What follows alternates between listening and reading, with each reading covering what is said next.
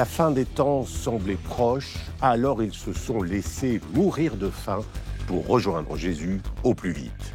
Tout a commencé en mars 2023, avec la découverte de plusieurs corps dans des tombes creusées à la va-vite dans la forêt de Shakahola, au Kenya.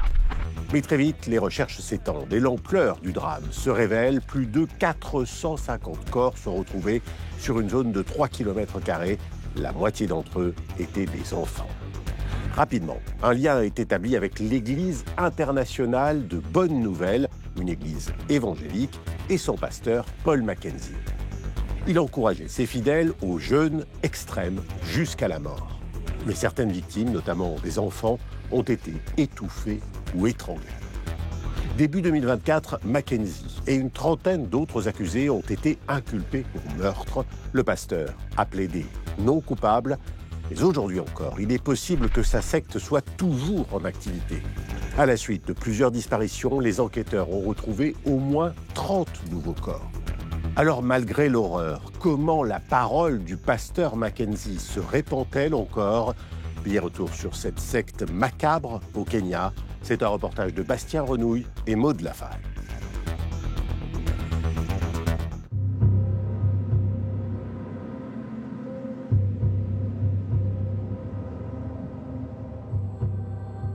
Le jeûne était obligatoire.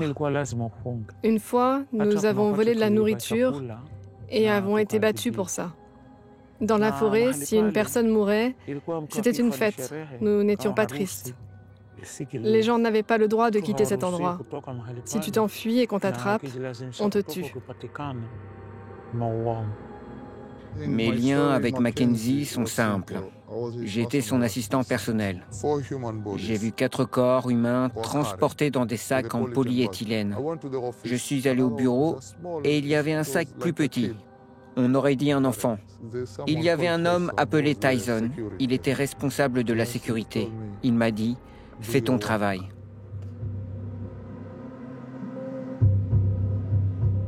Plus de 400 corps ont été découverts dans cette forêt. Les fidèles de l'Église internationale de la Bonne Nouvelle du pasteur Paul Mackenzie s'est laissé mourir de faim pour rencontrer Jésus. C'est ce défenseur des droits de l'homme qui a lancé l'alerte. C'est ici. Nous sommes venus pour la première fois en avril 2023. Ici, il y avait 3 maisons. Une ici, une autre là-bas, et la dernière était plus loin là-bas. Des gens vivaient là, alors même que le massacre se déroulait. C'est comme ça qu'a démarré notre mission. Venir ici, lancer une opération de sauvetage et identifier les tombes qui étaient là. Ici, il découvre une douzaine de villages. Depuis, les abris ont été détruits et les tombes rebouchées par la police. Avant l'intervention de Victor, elle n'avait rien fait pour empêcher le massacre.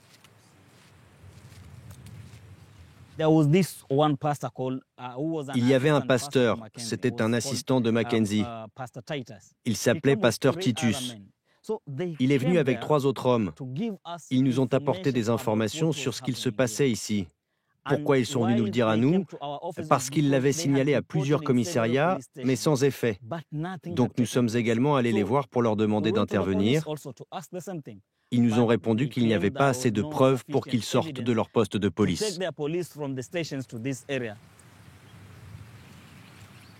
Quand Victor fait éclater l'affaire, le tollé est national.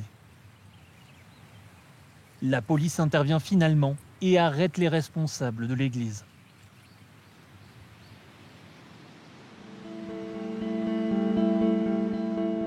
Direction la côte kenyane, située à 1 heure de voiture de la forêt. Plusieurs rescapés vivent dans ce hameau.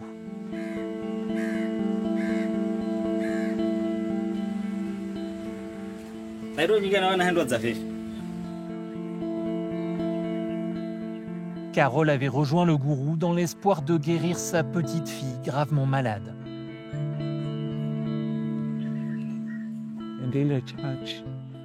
Je ne pouvais pas imaginer que ce genre de choses puisse se produire.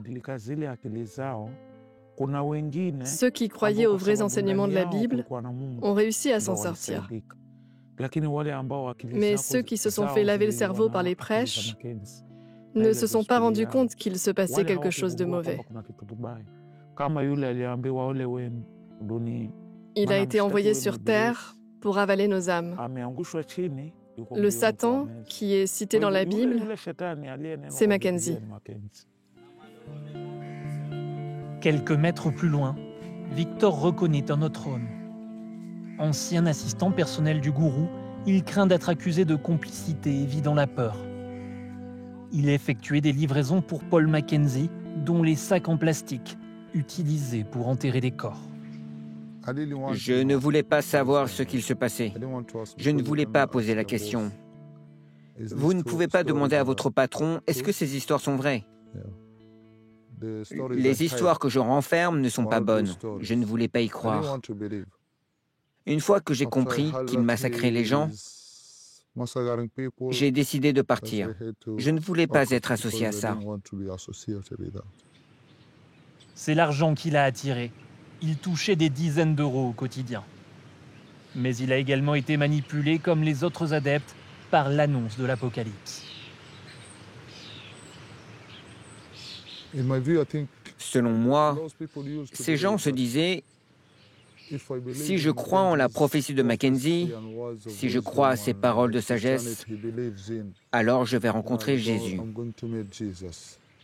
Vous savez, on ferait tout pour rencontrer Jésus. Ces deux personnes n'ont pas osé se présenter devant la justice. Pourtant, un procès est en cours 2 ans et demi après la découverte des premiers corps. «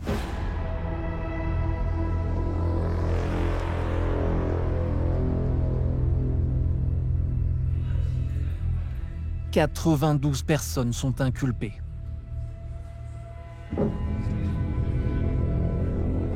Au premier rang, Paul Mackenzie s'entretient avec son avocat. Derrière eux, les co-accusés occupent l'intégralité de la pièce. Depuis des mois, les témoignages accablants s'enchaînent. Il nous interdisait d'avoir un numéro de sécurité sociale. Selon lui, c'était les chiffres de la bête.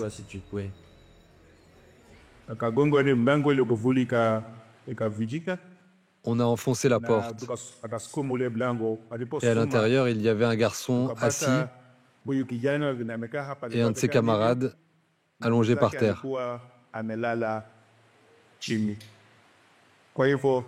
Le camarade était mort. Et le petit garçon était en état de choc. Paul Mackenzie est accusé de meurtre, d'actes de cruauté envers les enfants ou encore de terrorisme. Il assume ses sermons mais appelé des non coupables. Son avocat se retranche derrière la liberté de religion.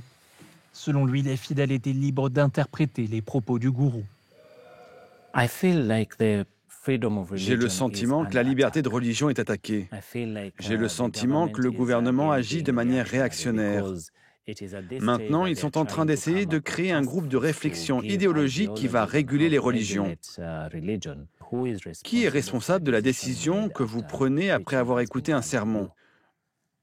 Nous n'avons pas de règles pour encadrer la religion dans ce pays. Qui détermine quelles sont les choses que l'on peut prêcher et celles que l'on ne peut pas prêcher? Inscrite dans la Constitution, la liberté de culte est absolue au Kenya. Mais la tragédie de Shakahola entraîne une réflexion à son sujet. Selon la défense, le procès doit avant tout répondre à une question sociétale.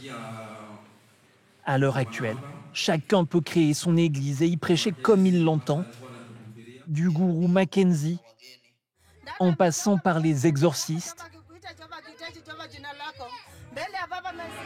ainsi que les évangéliques, jusqu'aux religions les plus rigoristes.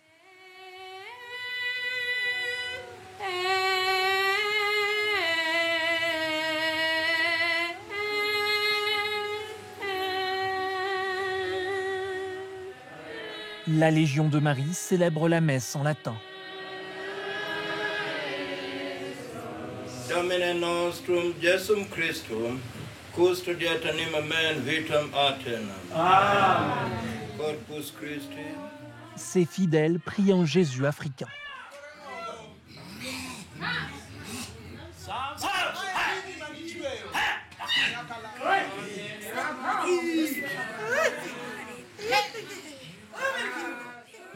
La liberté de culte est une bonne chose. Cela nous permet d'avoir Dieu à nos côtés. Et cela nous permet également d'aller vers lui, de nous rapprocher de Dieu. Vous savez, nous prêchons le gospel ici et dans le reste du monde pour transformer les gens, pour qu'ils puissent quitter le monde des ténèbres et venir dans le monde de la lumière. Des chercheurs de l'université de Nairobi se sont penchés sur cette multitude de cultes, et notamment sur leurs dérives. Ils peuvent démarrer leur activité pour des raisons morales, pour soulager les gens, partager l'évangile. C'est le but du christianisme, de la religion et des spiritualités. Mais au bout d'un moment, ils se disent « Attendez, je prêche pour apporter des fidèles à Dieu, mais cela pourrait me rapporter aussi ?» Et c'est comme cela que ça commence, que les choses dérapent. Une forme d'éducation civique nous serait bénéfique. Les gens pourraient se dire « Cela devient dangereux, ce n'est pas bon pour moi, je dois partir d'ici, je dois le signaler. » Je pense que nous devons commencer par ça. La sensibilisation, une première étape, mais difficile pour les autorités de mettre en place une feuille de route. Elles sont débordées par l'ampleur des atrocités de l'Église internationale de la Bonne Nouvelle. Nous retrouvons le militant Victor Kaudo. Voilà où 400 corps sont entreposés, dans ce conteneur blanc-là. On dirait une scène de crime. Les seules personnes autour sont les enquêteurs.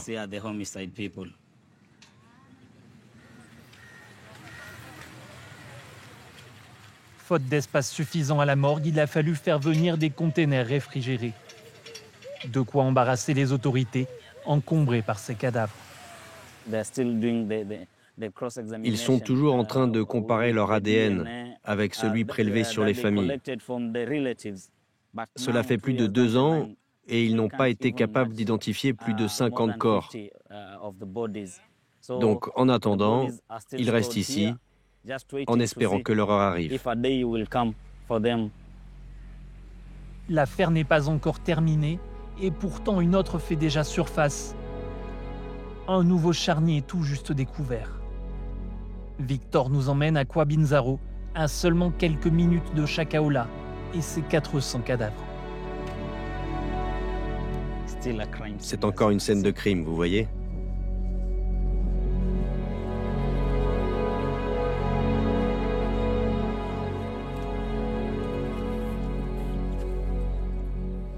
Ici, il a participé à l'exhumation de 32 corps en août 2025. Ici, ils ont découvert une fosse commune fraîchement creusée. Donc, les enquêteurs sont allés demander l'autorisation à la cour de revenir pour pouvoir creuser ici. Mais ils ne peuvent pas. Il n'y a aucun endroit où emmener les corps. À la morgue est pleine. Donc, s'ils les exhument, ils ne sauront pas quoi en faire. Et c'est pour ça qu'ils ont arrêté. Voilà une fosse commune, celle de Kwabinzaro.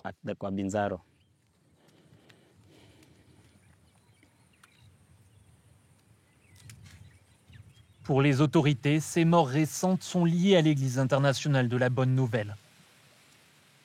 Alors que son gourou est en prison, c'est l'aveu d'un échec. Quand le massacre de Chakaola était en train de se produire, nous avons informé la police. Nous leur avons signalé que des camions trimbalaient des gens hors de Chakaola. Ils ne nous ont jamais pris au sérieux. Ils n'ont jamais rien vérifié. 2 ans après, voilà qu'un deuxième massacre a lieu. On ne sera pas surpris quand dans 1 an ou 2, un autre massacre se produira de nouveau. Ce sont des massacres religieux. Ces gens emploient la religion d'une mauvaise manière. Si l'on veut arrêter ça, le pays doit modifier la liberté de culte. Nous avons le sentiment que la religion doit être encadrée. Si elle ne l'est pas, il y aura d'autres massacres.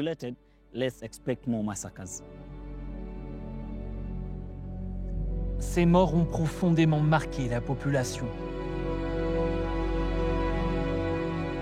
Alors que le procès du massacre de Chakaoula est censé se terminer avant fin 2025, il faudra également identifier les victimes afin de permettre le deuil des familles et mieux protéger les croyants pour que le Kenya puisse panser ses plaies.